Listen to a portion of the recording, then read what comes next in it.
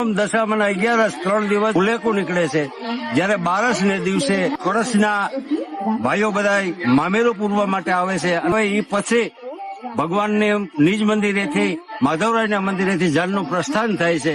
આ મેળાની શરૂઆત 2018 થી થઈ અને આ મેળામાં આજે પૂર્વ અને પશ્ચિમ એટલે આપણા જે 7 સિસ્ટર જે આપણા જે રાજ્યો છે, મેઘાલય, ત્રિપુરા, આસામ, આ રીતના બધા રાજ્યોમાંથી આ રીતના લોકો આવે છે અને આ મેળાને એટલો આધુનિક મેળો બનાવ્યો છે કે આજે લોકોને મેળા પ્રત્યે એક એવું બધું ઓલું જાગ્યું છે કે આજે ક્યાંથી લગભગ આખા ગુજરાતમાંથી અને પશ્ચિમના જે આપણા રાજ્યો છે પૂર્વના, તે પૂર્વના રાજ્યના લોકો પણ આજે અહીંયા આવે છે અને બંને સાથે મળી અને પૂર્વ અને પશ્ચિમની જે ભારતની સંસ્કૃતિ છે અંદર દેશની, તેનો એક સમન્વય પણ જોવા મળે છે.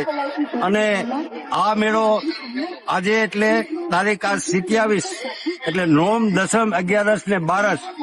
આમાં નોમ, દસમ અને 11 3 દિવસ ભગવાન માધવરાય એટલે ભગવાન શ્રી કૃષ્ણનું ફુલેકું નીકળે છે, જયારે 12 ને દિવસે ભગવાન જયારે કળશના ભાઈઓ બધા મામેરું પૂરવા માટે આવે છે અને તે પણ સત્ય જ ઘટના છે. ત્યારે મામેરો લઈને આવે એ પછી ભગવાનને નિજ મંદિરેથી માધવરાયના મંદિરેથી જળનું પ્રસ્થાન થાય છે. અને આ રીતના જળ મધુવનની અંદર હાલમાં જ્યાં વૃક્ષમણીજીનો વિવાહ સ્થાન છે ત્યાં જઈ અને આખી રાત આપણી હિન્દુ પરંપરા મુજબ, હિન્દુ સંસ્કૃતિ મુજબ આ રીતનો લગ્ન ઉત્સવ ભવ્ય અને દિવ્ય રીતે ઉજવાય છે.